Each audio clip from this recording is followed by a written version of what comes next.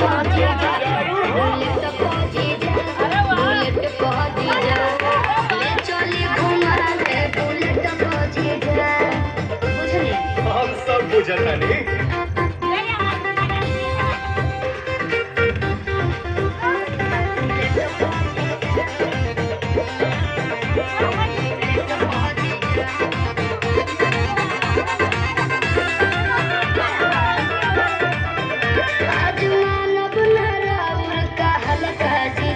suit पहन के तैयार बनी ललका जीजा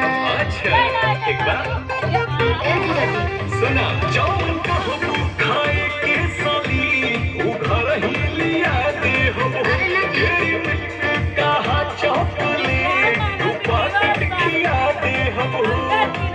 मालूम ना हो चॉकलेट पहुंची जा चौमिन चाट के पलट पहुंची जा बुलेट पहुंची जा बुलेट पहुंची जा ले चले घुमावे बुलेट पहुंची जा